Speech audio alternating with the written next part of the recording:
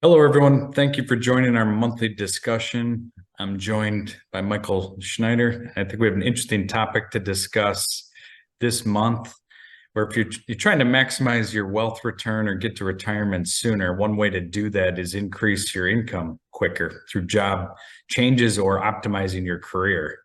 So with that, Michael, let's talk maybe some things to consider on the job front and job changes overall.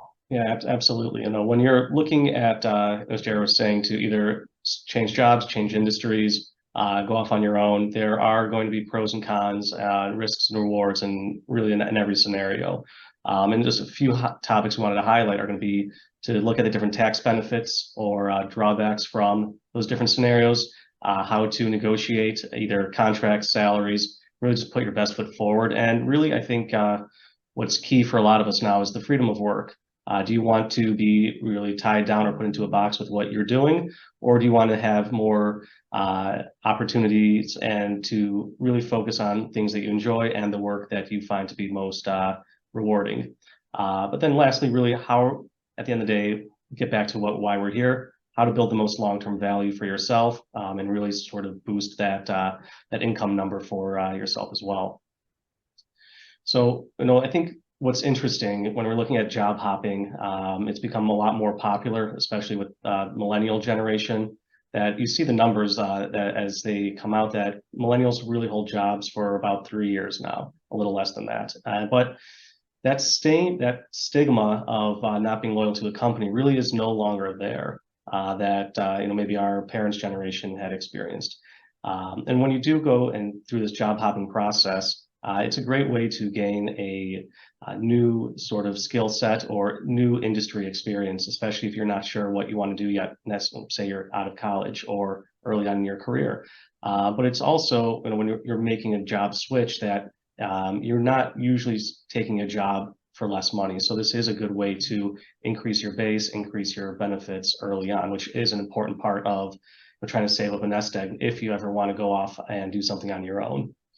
But now again, on the flip side, with the trying to change jobs too frequently, is that when you do hit periods of economic hardship and companies do need to lay off people, they might be a bit more inclined to lay off the new hire that came in at a 20% premium that has the same exact skill set as somebody who's been loyal to the company for 10 years.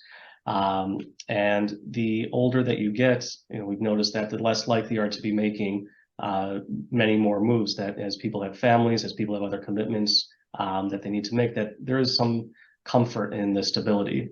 But also, when you look at the data, there's companies spend about $30 billion a year on turnover.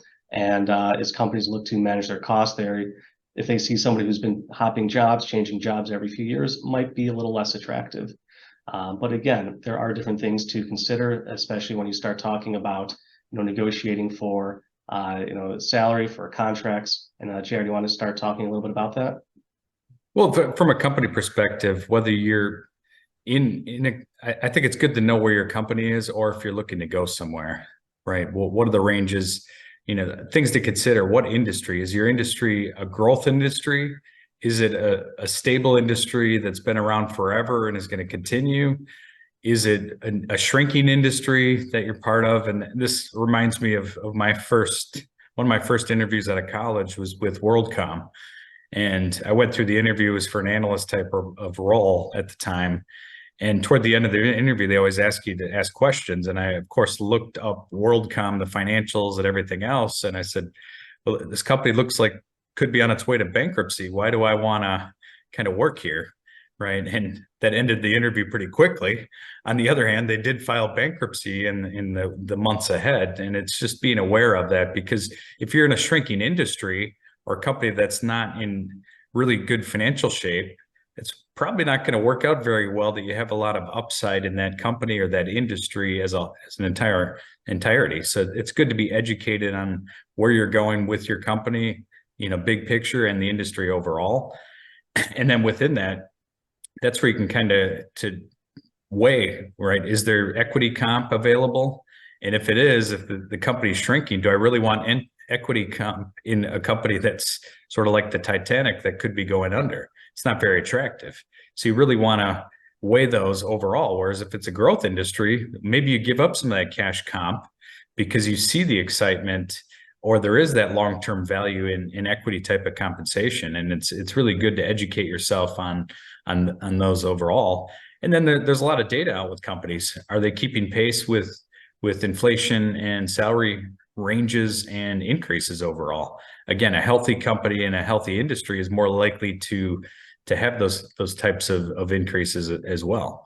And the same is true. I mean, if your company or prospective company just went through a range of layoffs, right, it's probably not a good sign in the short term, whether you're there or not. So it's really being educated on, all those facets of your current company, industry, and what have you. And then if you happen to be in a shrinking industry, well, what could you do to get out of that type of industry, and being aware of kind of the dynamics out there? And JR, one thing sort of a saying that you've mentioned in the past is, look to, negotiate the breakup before the marriage. Can you sort of talk a little bit about what you mean by that? Well, I think to your concern, Michael, that you mentioned, that if I quit and go over to a different job for a big increase and there is a downturn, I could be one of the first people to go. And that's a concern on people's mind, because you've seen that happen over the last year or so with a number of companies. So when you're negotiating to do that, it is still a very tight labor market. And you can ask for those kinds of things. If I'm going to get equity compensation that vests over a period of time, will that vest if I'm terminated? If there's going to be a severance, can I get at least 90 days in writing a contract if I'm laid off? You can ask for a lot of these types of protections, especially in a labor market like this. It's kind of like in my mind, like a bond indenture or a mortgage right now. There's a lot of restrictions, in a tight credit market. It's similar in the job market right now. It's very tight. You can get a bonus to move, right? You can negotiate a lot of these things. And again, the protection is a key too, that if I'm going to leave, I want my equity to vest. I want a certain period of severance in writing if that were to occur. And again, it probably wasn't as common to ask for these kinds of things, prior to the last 3 or 4 years, but now it is. You should just be aware of it, because there are a lot of tools or levers to negotiate, either in your current job or if you're considering a move. Right. And I think as people become a bit more risk tolerant, and they look to sort of expand, and if they want to go off and do a different side hustle, or start their own business, that you start seeing a lot more people who are taking contract work versus W-2 work. And when you're doing those types of things, there definitely are some items to consider, from a tax benefit standpoint. Within a W-2, generally you have your taxes withheld, whereas a contract, you're more of a 1099 employee. So you have to be aware of, those types of tax implications. Also, from a retirement standpoint, as a sort of a self-employed individual, you might not have the same type of matching capabilities that you do from a larger employer where you're a W-2 employee. But also, as we get back to, we were mentioning earlier, is just the freedom of work, just the ability to, if you're, say, you want to be a freelancer, that you can do the projects you want to do. My first job out of college was in consulting, and there were a few people in my start class that they gathered the skill set that they needed and decided to go off on their own. And they were able to really start getting the contract work that became more long-term, and be able to create value for themselves as a standalone employee, or within their own type of entity, as opposed to being somebody within a large corporation. And then just the different types of upsides that come along with that can be pretty significant. Because when you're looking to build your own value as a business owner, entrepreneur, there are a tremendous amount of ways to do that. And that's really about taking that next step within a career progression, if that's something that you choose to do. When you're building your own brand, becoming a contract worker, it's sort of the first step. It's really the first small step, but it's really just the changing of getting out of your comfort zone, so to speak. And when you are looking to do this, there are some things to look to do, whether it's forming an LLC or an S corp is a way to build enterprise value. We talked to an accountant about the different types of tax savings you can achieve through there. That there is a entity value in having a recurring cash flows, but also doing that comes with risk, and it does come with probably having some anxiety about making those types of changes.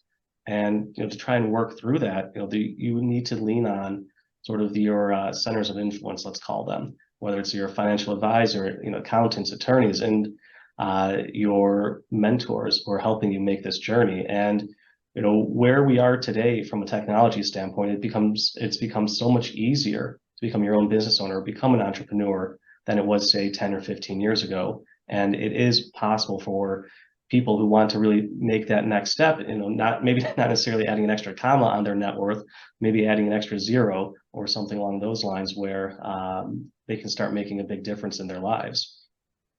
Well, to me, Michael, this is an important transition because it really starts with knowing your value, right? And what does that mean, right? Everybody's got a different risk tolerance. You might have young children, you might have older children that you're getting to college, and you want to make sure you have the stability or income to meet all those obligations.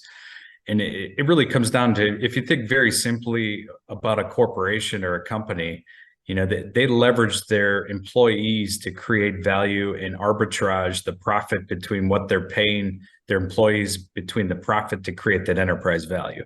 So if you're an employee, you're contributing to that enterprise value at these big corporations, which may be your comfort zone. There's nothing wrong with that. And that's where knowing your value is. Well, then maybe I should switch from this big company to that big company, and that has a better career path. Whereas if you've spent your 8 or 10 years, really built up a skill set, have an expertise, it could be a time to consider setting up your own business, which could start as a contract employee and really build up your own enterprise value, right? And it's very, very nice to control. The harder you work, the more you create value for your company and your family overall. But again, it really starts with knowing your value, your skill set, understanding the marketplace, right? Is there an opportunity? Will I make more over time if I take the risk and set up my own company? Could I get other employees and build up my own company within that, right? It's a lot of this, and it takes, saving early in your career is very helpful. It's hard if you have nothing in savings to go out on your own or take the risk on taking maybe a sales type of job that doesn't have, has way more upside, but less of a guarantee. And it's very helpful if you're diligent in your early career to do that. And again, at the end of the day, it comes getting out of your comfort zone. There's nothing wrong with being comfortable. My father and grandfather both worked at one company their entire career. There's nothing wrong with that. On the other hand, as you get in the middle of your career, it is easy to get in that comfort zone and not look. And I think some other things with understanding the market, there's nothing wrong with talking to recruiters. So as the labor market is strong, you're listening to what the marketplace might be. And again, if you're in a slow industry or a shrinking industry, it's being aware of what's happened. Or if my company just announced some layoffs, how secure do you feel in your job, right? It's just being proactive. And a lot of that is getting out of your comfort zone to understand what's your value, what does the market look like? Do I have the skill set to do it on my own, or do I need to spend some more time? And again, always having a little extra money saved is going to help make the anxiety on a lot of this less, to really be able to leverage that over time. So with that, I think Michael's a good conversation. I think we want to have a follow-up on maybe the changes, because if you're listening to this conversation and you run a business, you own a business, or you're a manager, it could be a little bit scary to see the amount of turnover that's gone on and that will continue. So I think we're going to have a follow-up conversation on ways to really keep your employees very happy, how to motivate them, how to kind of be proactive in this changing labor market that's out there. Because again, it's not all negative. It's just being aware of, if you're stuck kind of in the old way, that you need to be in the office 9 to 5 every single day and there's no flexibility, you're probably going to have some more turnover with a lot of your people ahead. And I think that'd be a nice follow-up conversation that we'll have in the future. Absolutely. I agree. So with that, I want to thank you for tuning in, and I look forward to the next conversation. All right. Thank you, everybody.